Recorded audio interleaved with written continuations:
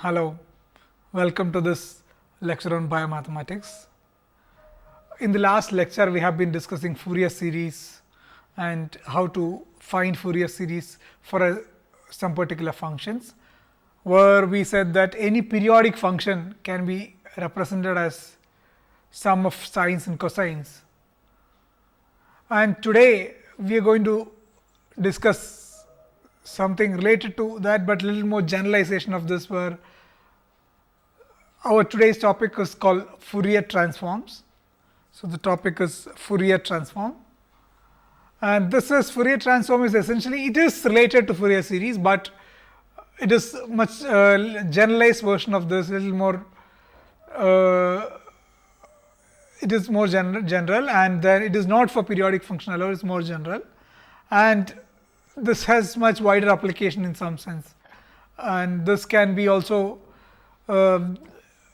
done for continuous cases, where in the previous cases we used to write sums, and here we will write only mostly integrals. We can also write sums here too, but today we will discuss some integrals, the way continuous, the way we have written. We will come and see, we will see this in a minute, but the topic of today is Fourier transform. Now, why Fourier transform, what is Fourier transform, etc. we will come and we will see this. But to say, let us take this particular example of a sine wave or a cosine wave. So, to specify a simple sine or cosine wave, one has to either draw it in paper, that is draw it in space, or just specify its frequency.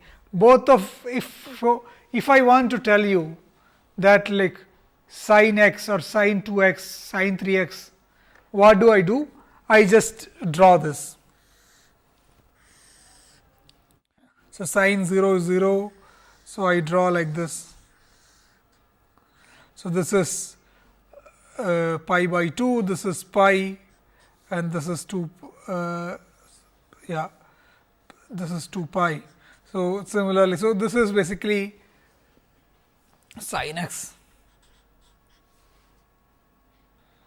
So, now because it reaches from 0 to it completes a cycle in 2 pi when x is equal to 2 pi. So, this is x and this is sin x. When x is equal to 2 pi, it forms a complete cycle. So, this is essentially sin x. Now, either you can draw this, or you just say somebody that is a sine wave with frequency 1. So, what is frequency? So, we can define, so you can define in general sin kx. So, here k is 1. So, here k is 1, because this is just sin x. So, you can just specify k, because if you specify k, you can have a different, if your k is 1, you have sin x, if your k is 2, something else, k is 3.5, some other kind of a wave. So, just by specifying either I can say it is a sine wave and with k 1 or k 2, everybody will understand immediately the shape of it. Or you can just show this shape and then show this, either you can show this shape, then people will understand that this is sin x, or you can say that it is a sine wave with, it is a wave with k, it is a sine wave with k equal to 1, then also people will understand this. So, there are two ways of telling people, either you can just show the function by plotting it, or you can just say that it is sine wave with k equal to sin kx with k equal to 1, then we will easily understand this. So, look at here, what we have plotted is the red color is sin x. So, in the blue color it is sin 2x. So, here k is 1, here k is 2. So, if we are talking about sine wave and we say that sine wave with k equal to 1, people will immediately understand this red curve, or we can say sine wave with k equal to 2, then they will understand that it should look like this blue, or you can plot this and see. Then also people will understand that this is actually sin x or sin 2x. So, there are two ways of representing it. One, you can represent it as you can specify the function as a function of x, or you can specify something as a function of frequency, which is k. So, what is k? K is essentially this frequency here. So, we define this k as spatial frequency. So, if we have sin kx or cos kx or even e power I kx, which is a combination of sin kx and cos kx, you can call k as spatial frequency. You can do exactly same thing with time. You can either say sin omega t, cos omega t, e power I omega t, where omega is also frequency, it's temporal frequency you could say. So, both whatever we said so far either apply for k or omega. So, there is either space or time and there is corresponding frequencies.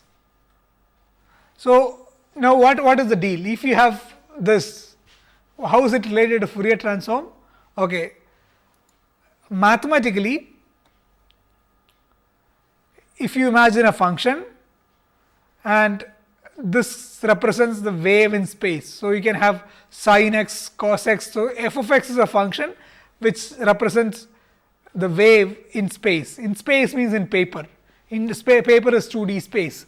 So, some f of x, you can imagine an f of x which is representing a wave. So, f of x could be sin kx, f of x could be cos kx, f of x could be e power I kx.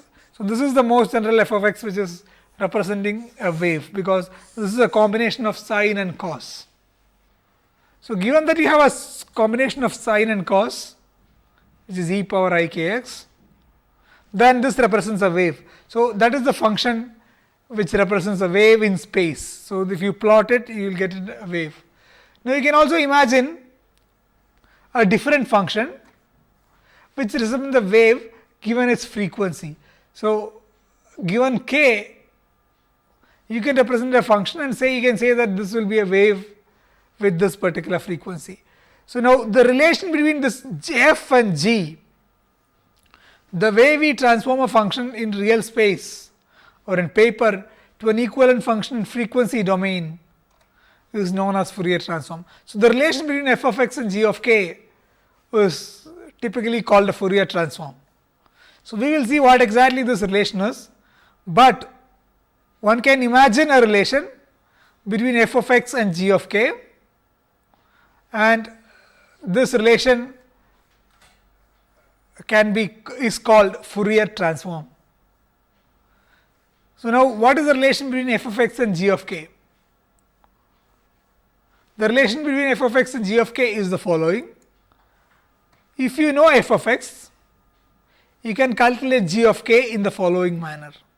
You multiply with e power minus 2 pi I kx and integrate with x, integrate over x. So, this is the definition of g of k. So, you integrate over x, then the answer will be a function of k only. So, for a given value of k, there is a g of k, and for a given value of k, you can find out many values of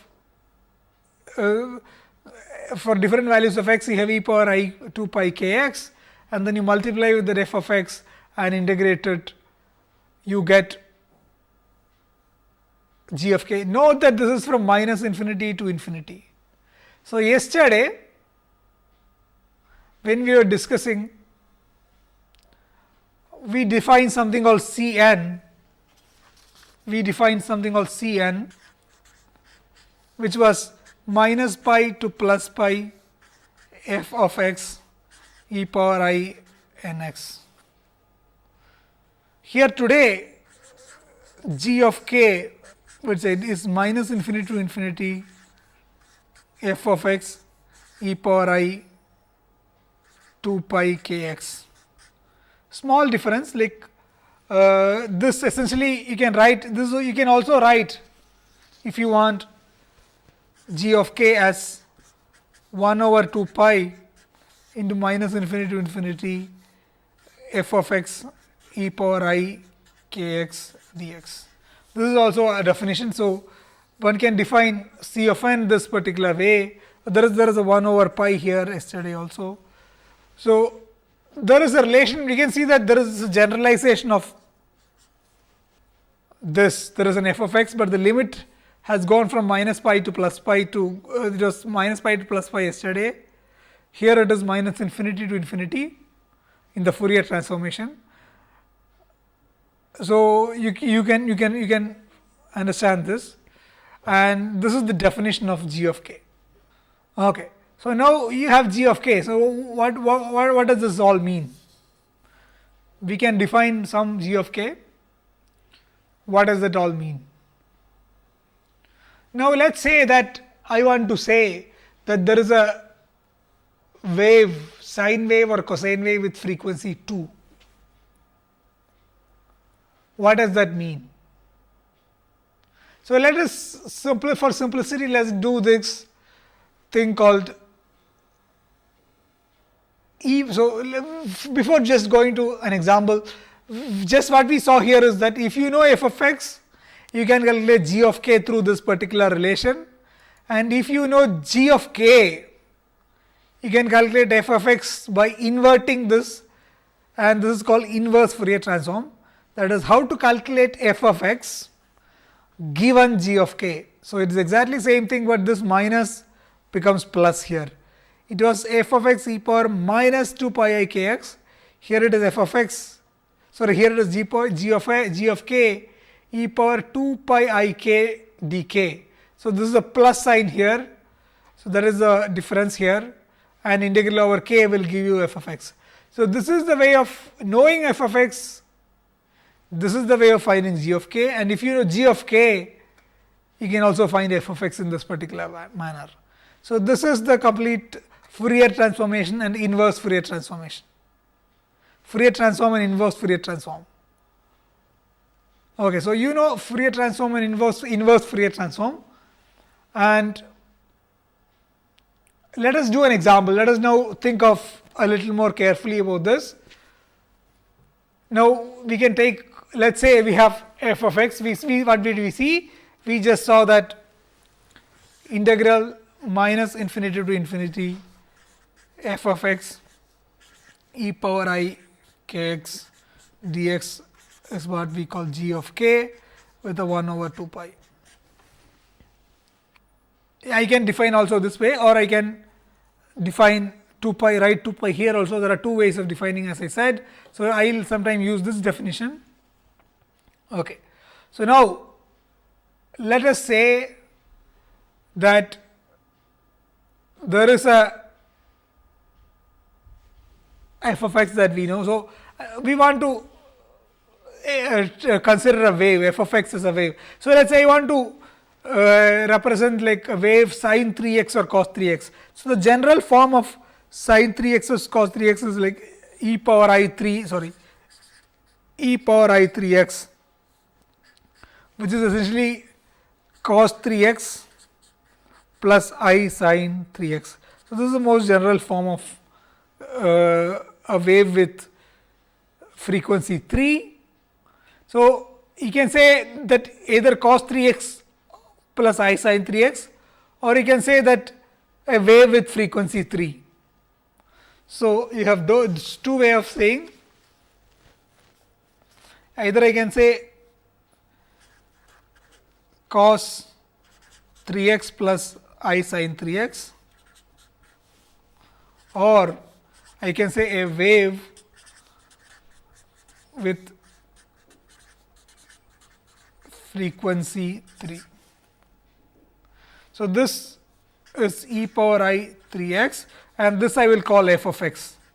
Now, I want to go and find out this function, which is my g of k, which is here k is 3. So, essentially I will get essentially g of 3. So, I want to find out how do we say this mathematically. So, to find out what is the way of saying this mathematically, that is, it is a wave with the frequency 3, the way to do is to do Fourier transform of this. So, let us do this. Fourier transform of integral minus infinity to infinity f of x e power I k x dx with 1 over 2 pi. This is equal to 1 over 2 pi minus infinity to infinity. F of x can be written is e power I 3 x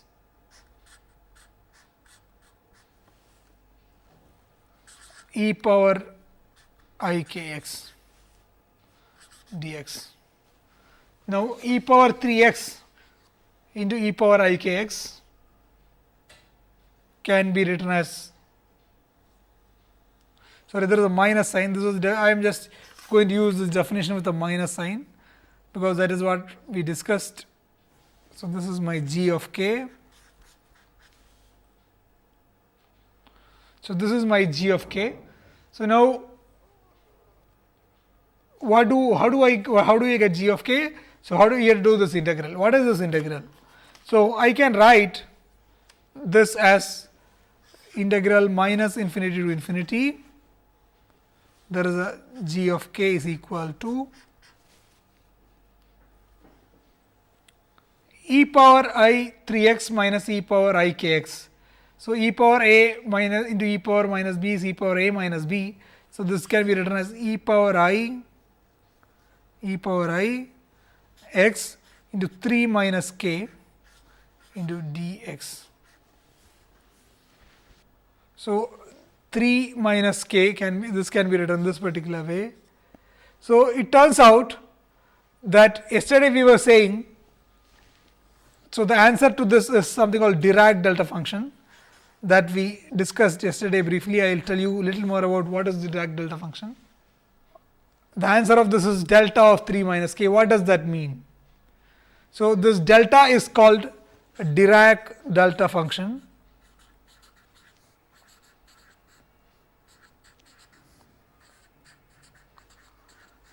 Dirac delta function, this was named after a famous scientist called Paul Dirac. So, now what does this mean? What does this delta of 3 minus k, what does that mean?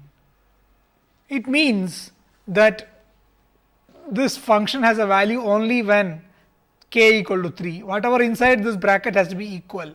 The total of this should be 0. So, when k equal to 3, this will become, whatever inside this bracket will become 0.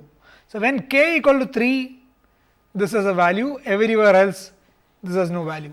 So, if I plot e power I 3 x cos 3 x sin k x real, so like you might get some function like this. Now, this is my f of x versus x. Now, if I plot my g of k versus k, so this is my f of x, which is cos k x plus I sin k x. So, I can plot actually real part and imaginary part separately, but essentially it will look like a wave, and the Fourier transform of that is just one line. This point is k equal to 3. So, only at k equal to 3, so this is f of x and this is g of k, which is delta of k minus 3 or 3 minus k, they are equal. So, delta of k minus 3, that is only when k equal to 3 you have this value, everywhere else. So, it was written delta of 3 minus k, so let me write the same thing, delta of 3 minus k. So, only when k equal to 3 you have a value, nowhere else you have this value, everywhere else the function is 0. So, this is representing the function in real space,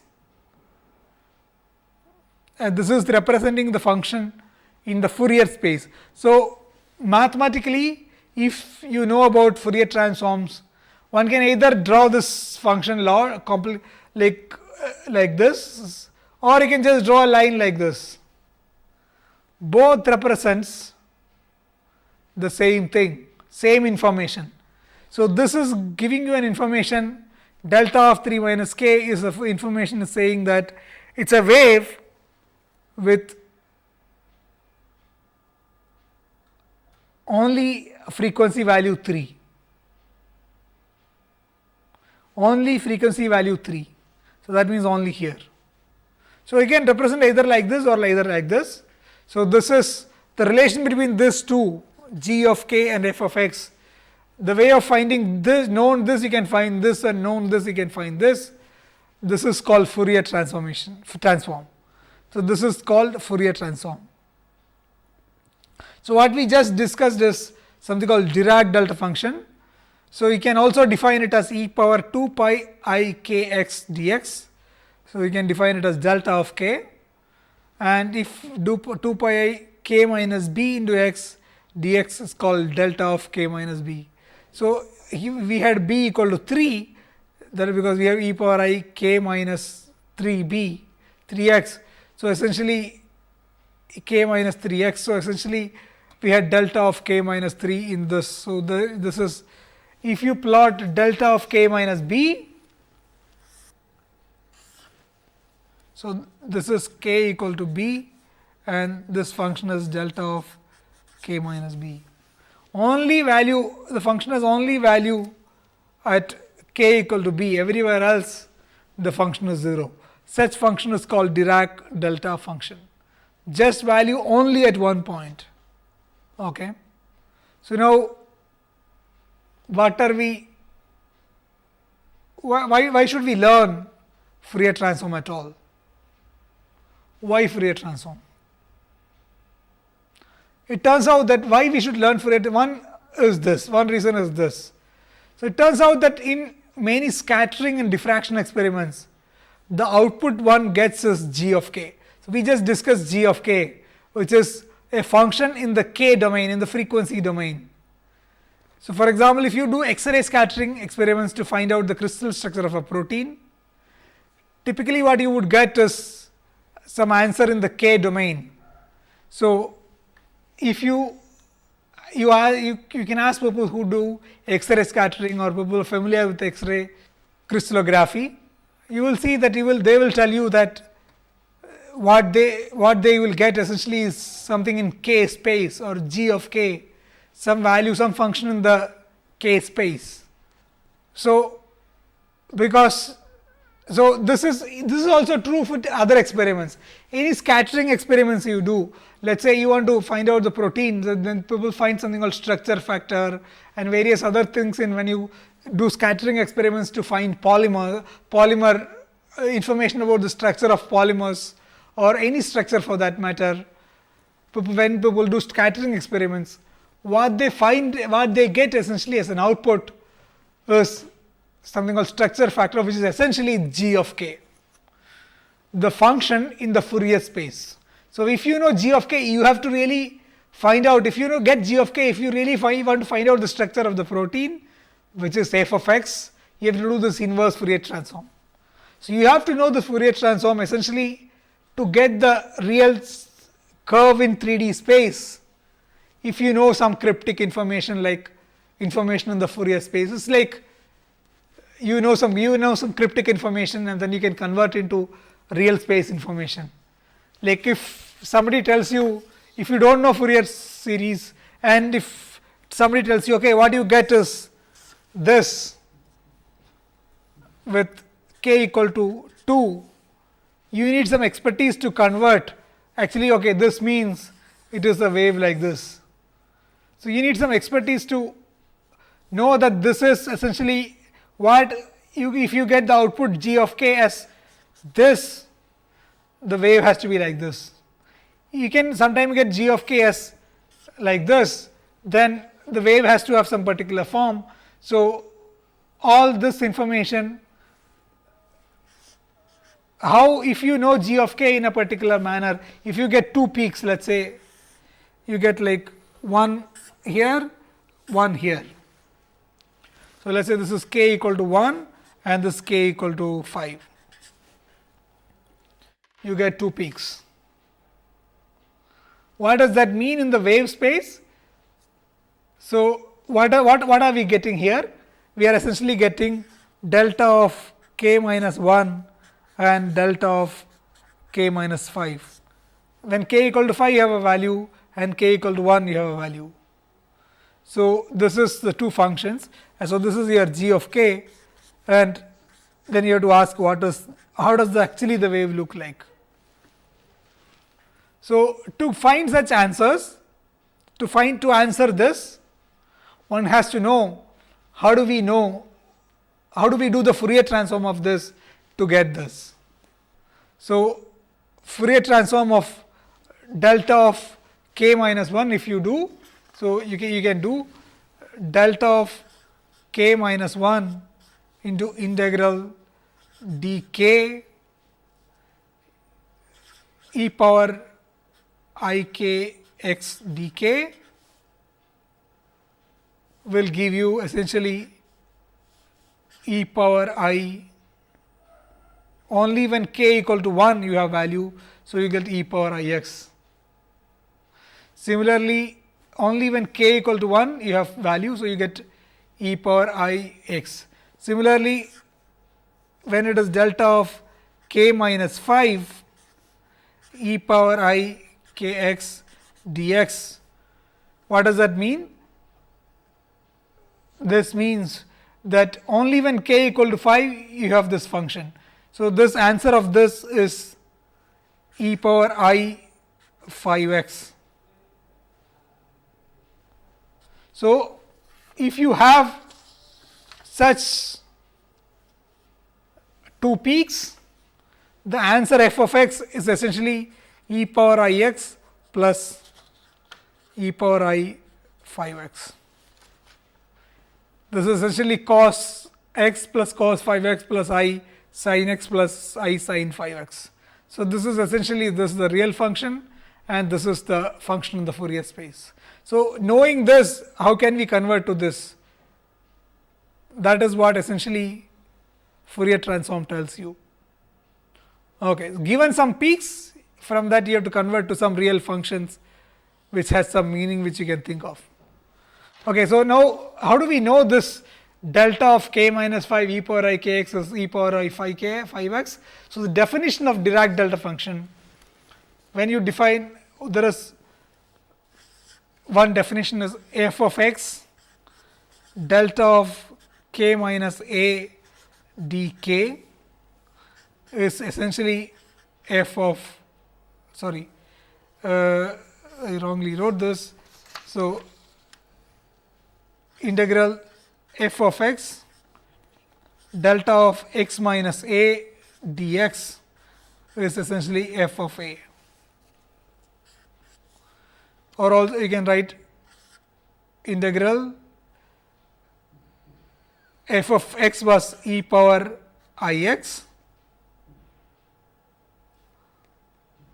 sorry, f of x was, so if we have this f of x was e power I k x, and there is delta of k minus 5 and you have dk, then this is essentially e power I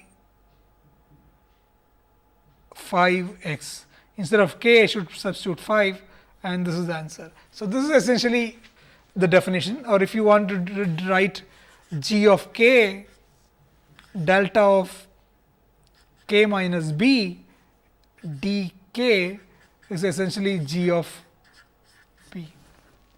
So, this is the definition of the delta function, Dirac delta function, which means that this is 0 everywhere, all except at k equal to b, everywhere else this is 0. So, delta of k minus b equal to 0 if k not equal to b, delta of k minus b is actually infinity at k equal to b. It has a value at k equal to b. Okay. So, this is the Dirac delta function that we have.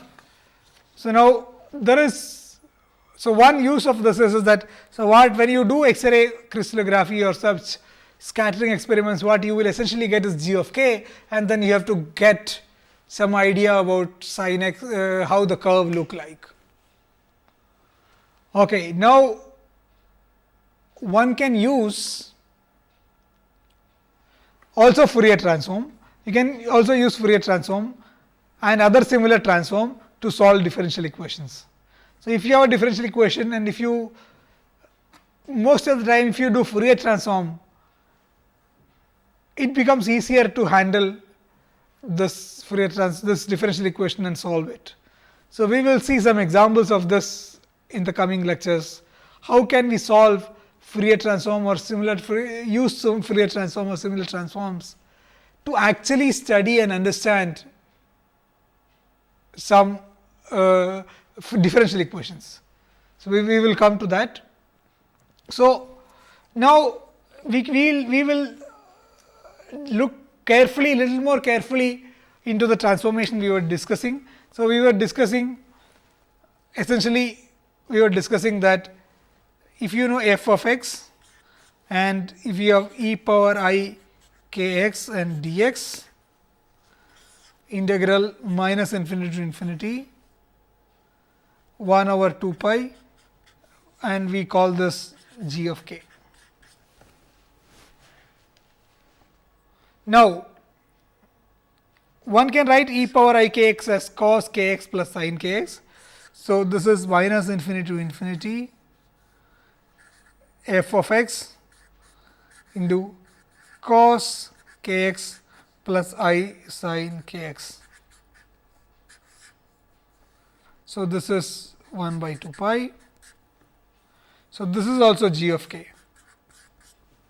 because e power I x can be written as cos k x plus I sin k x. If you know cos k x plus I sin k x,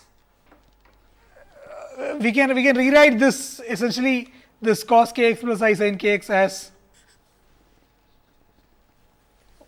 1 by 2 pi minus infinity to infinity f of x cos k x 1 integral plus I into 1 by 2 pi into minus infinity to infinity f of x sin k x dx. So, essentially this can be written as a cos integral and a sin integral. So, Fourier transform is essentially like a cos integral and a sin integral. So, this is essentially our g of k. Whatever this gives you g of k. Now, so this kind of a form is called a trigonometric form, if you like. That is, given this function f of x, you can write this in the form of sines and cosines. So, this is called a trigonometric function. So, this in the trigonometric form,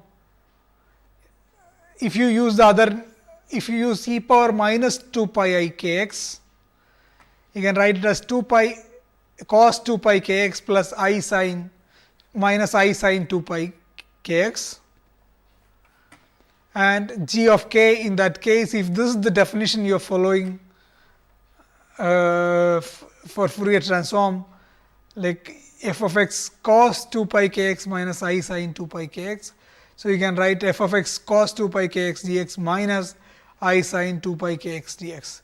So, essentially you get this relation between f of x and g of k. So, what does that mean? What is the advantage of having this? So, let us say that you have f of x, which is let us say an odd function. So, if what does that mean? F of x is equal to minus f of minus x. For example, if f of x is just x, this is an odd function. What does that mean? When you put a minus sign, it's just minus of f of x. So, if you go to the negative part, this is just a minus sign. For when x is negative, the function is minus sign of the positive part. So, the negative of this is this, negative of this is this, negative of this is this. So, this is an odd function, and in such cases, when it is an odd function, you have to just only the sign part remains, the cos part goes to 0. So, for an odd function, the g of k can be written as 0 to infinity f of x sin 2 pi k x. This is a simple property of sine function. You can just check what is the property, because what happens is that we just saw here that we can write this as f of x sin k x and f of x cos k x. Now, you can use the property that it is an odd function, and you will end up that you can rewrite this particular way, and if it is an even function, you can have to just do this cos integral. Why is this? So, we will come and see why, but this is, you can take it as an exercise and just put f of x as an odd function. You can use the original definition and take f of x as an odd function or an even function, and then try using what you get.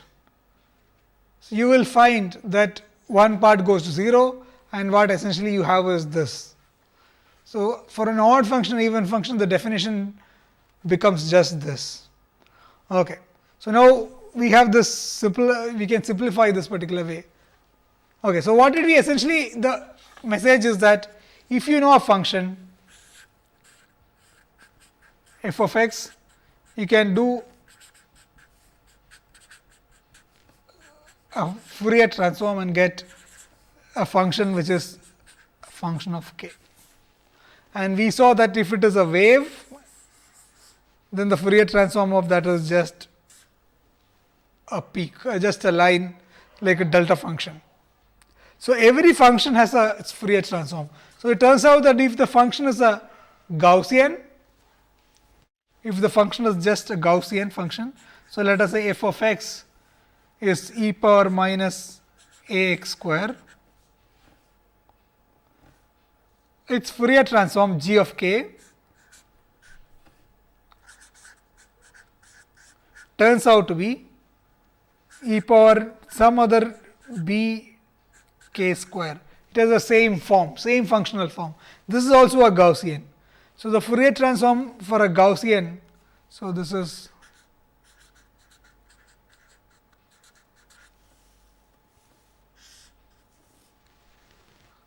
it turns out that it is just this itself. So, how do we will try and do this later in another lecture. We will try and prove that this is indeed this, but you can try doing this, but you can show that this is indeed the Fourier transform. Or if you know the f of x as e power minus a x square, the g of k turns out to be this. If you have something called Lorentzian, which is 1 over x square plus a square, let us say this is your f of x, then what is g of k? It is essentially minus infinity to infinity e power I k x into 1 over x square plus a square dx. And if you do this, the answer you get turns out to be, I think, e power minus k into a. So, you will, if you do this, you will get g of k, which is essentially e power minus k. So, this is your f of x. So, this is, so we will see how one gets all this f of x and g of k, but what I am trying to say here is that for every f of x, there is a g of k. One can calculate a g of k. So, this way of calculating, this is Fourier transform. So, you do a Fourier transform to get this. you get an inverse Fourier transform to go back. So, this has enormous use in different fields, like especially like in biomedical engineering and many such fields, like the enormous usage where signals, many things that is a function of time, many signals that is as a function of time which you get, like some signals that you will be getting as a function of time, which is some function of t, can be converted to some function of the frequency omega, which is defined as integral minus infinity to infinity f of t e power minus I omega t dt. So, in this particular way you can convert, there is a 1 over 2 pi. So, this is some ways you can convert the information in the t real space to a frequency space information. So, this is essentially converting information from one language to a different kind of a function, and this has enormous use. We will discuss the use of this in the coming lectures, but at this moment it is suffice to say that Fourier transform is a very powerful technique. This can be used in many different ways, and it can be written as a sine transform or a cosine transform in some sense, if it is an odd function or even function depending on that. So, it has its own in scattering and X-ray crystallography, it has wide range of uses, especially in all sorts of optics, essentially all optical experiments, even including like let us say you have spectroscopy. In spectroscopy, Fourier transform is extensively used. So, to understand the principle behind all this, one should clearly learn the basics how to do the Fourier transform. So, that is the important point which we should learn. So, we will have some exercises related to this specified how to do. We will also in the coming lectures we will discuss how do we actually do Fourier transform of various functions, and we will also see how do we use this Fourier transform actually to solve differential equations. We will take some differential equations and solve them using Fourier transform or similar transformation. So, I will briefly tell you another transformation which is very close to Fourier transformation. So, this integral minus infinity to infinity f of x e power I k x can be also written as a sum of n is equal to, let us say, minus infinity to infinity some f of x, sorry, f of n e power I n x dx. So, this way also no need of dx because we are converting this to a sum. So, f of n e power I n x. So, you can convert this in a way to a discrete form also. So, there is an equivalent transform. One can actually write in a discrete way some other transformation. Let us say sum over n, some function f n z power n. So, such thing can be written as some g of z.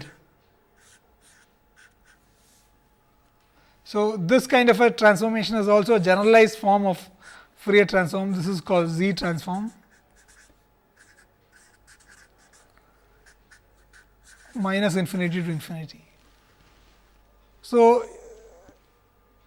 you can also write this in a different way, same like you can if you can also write, let us say we can write this f of n e power minus z n sum over n is equal to minus infinity to infinity, and you can write g of z. So, this z is, you can also write e power minus z n. So, there are different ways of writing this. So, such transformation, this sometimes called z transformation, but they are all essentially some kind of a generalized version of Fourier transform. So, we will discuss all this when we need it. We might be able to use all these transforms to do some simple studies on various differential equations. So, to summarize, essentially what you have to look is just this slide. Here you have Fourier transform and inverse Fourier transform. You have a function f of x, and that can be converted to a function of k, g of k in this particular fashion, and that can be inverted to get f of x back. So, if you know f of x, you can get g of k. If you know g of k, you can get f of x in this particular fashion. So, this is the essential summary of Fourier transform, and this has a lot of usage in different fields. So, there are different, just one more thing I should say, like some places there are different ways of writing this, as we just saw. Sometime you will see this written as g of k as 1 over 2 pi integral f of x e power I k x dx. Some of them it will be, some of the time it will be written 1 over 2 pi. So, some of the time you will see this written minus infinity to infinity, all of this is minus infinity to infinity, f of x e power I k x dx. Sometime you will see g of k as just minus infinity to infinity f of x e power I 2 pi k x dx. So, this some people write 1 over 2 pi, some over 1 over root 2 pi. So, correspondingly all of these definitions are correct and they are essentially the same, but the only thing is that for each of them the inverse transform is slightly different. So, that means this has, when you define inverse Fourier transform, you do not have a 2 pi. Here both in transform and inverse Fourier transform you will have 1 over root 2 pi, and here both inverse Fourier transform will have this 2 pi here, transform and inverse Fourier transform. So, you can just stick to one of this definition and follow this. You can, if you look at textbooks, you can see, you may see any three of this, any one of this three. You might see sometimes this, sometimes this, sometimes this, but follow the same definition and its inverse definition. So, here the definition which I use here in the slides is essentially f of x e power minus 2 pi I k x and its inverse is g of k e power 2 pi I k x. So, this is a pair and this pair is complete. Similarly, if you write 1 over root 2 pi, the inverse will have also 1 over root 2 pi here. So, depending on each of this, the inverse is slightly different. Look at the textbooks, whichever textbooks. This is just a warning for you, because when you look at the textbooks, you might see any of this and you shouldn't get confused. Just remember that any definition will have its inverse correspondingly. So, just follow the same rule, same definition for Fourier transform and its inverse definition from the same book. Be consistent with that. That is all it is. Okay, so, this is essentially the summary. To summarize, you can define a Fourier transform and inverse Fourier transform and convert functions from real space to frequency space, or what sometimes people call it k space, sometimes people call it omega space, frequency space, q space.